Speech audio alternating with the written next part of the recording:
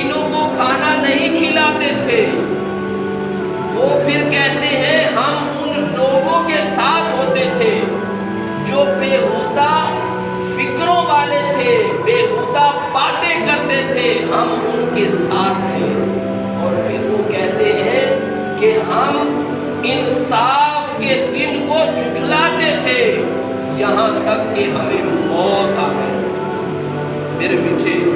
اور پیارے اسلامی بھائیوں، یہ ہمیں قرآن بیان کر رہا ہے، یہ ہمیں اللہ کا پاک کلام بتا رہا ہے کہ جب قیامت کا دن ہوگا، جنتی جنت میں جائیں گے، جہنمی جہنم میں جائیں گے، تو جنتی پھر جہنمیوں سے سوال کریں گے، اے نمازیں نہ پڑھنے والے اسلامی بھائیوں اور گھروں میں رہ کر سننے والی اسلامی بہنوں، ذرا غور سے فرمائیے کہ آج ہم اپنے کام کاج کی وجہ سے، آج ہم اپنی مصروفیات کی وجہ سے، آج ہم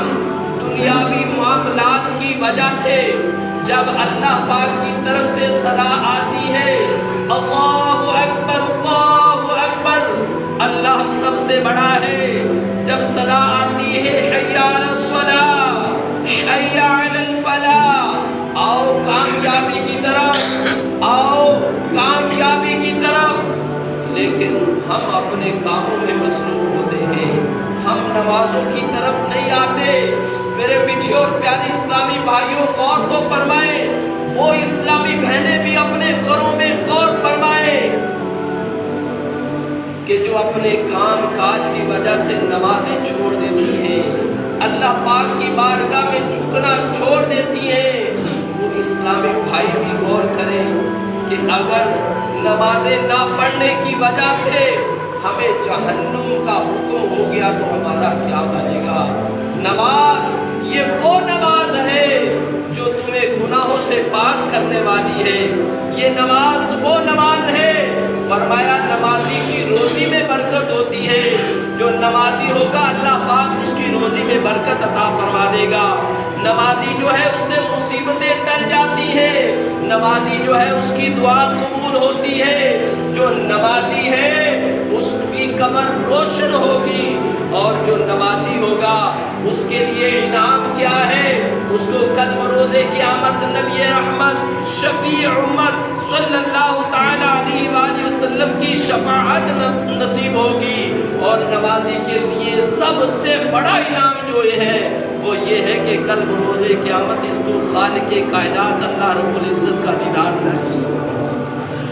اللہ پاک کا اس کو دیدار نصیب ہوگا۔ لیکن میرے میٹھے اور پیارے اسلامی بھائیوں، ہم غور کریں، ہم اپنے رب کی بارگاہ میں کیوں نہیں جھکتے؟ کون ہمیں جھکتا ہے؟ ہمارا دل کیوں نہیں کرتا کہ ہم اپنے رب کی بارگاہ میں جھکیں؟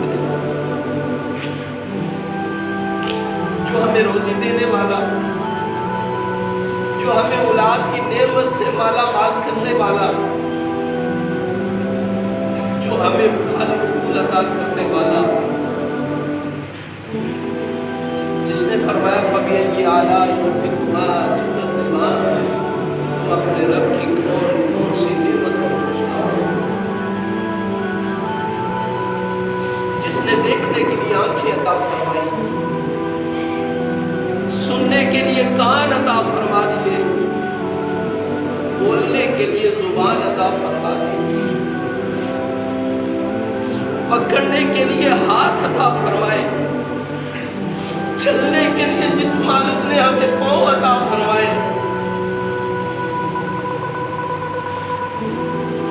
کتنا رحیم ہے،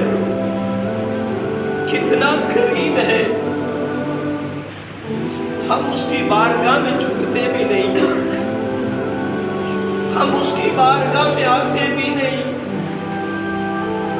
لیکن کبھی اس نے روزی روکی نہیں ہماری، کبھی اس نے یہ نہیں کہا اے بندے آج تو نے 5 نمازیں نہیں پڑھی میں تجھے روزی نہیں دوں گا، کبھی نہیں کہا اے میرے بندے آج تو نے میری نافرمانی کی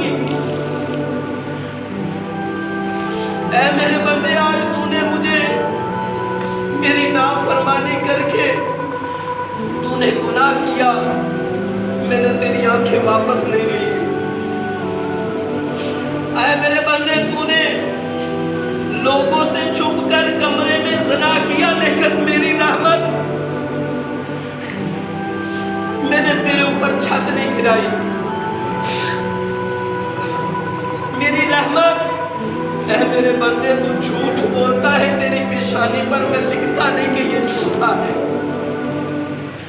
تو میرے بندوں کو دغا دیتا ہے، تو میرے بندوں سے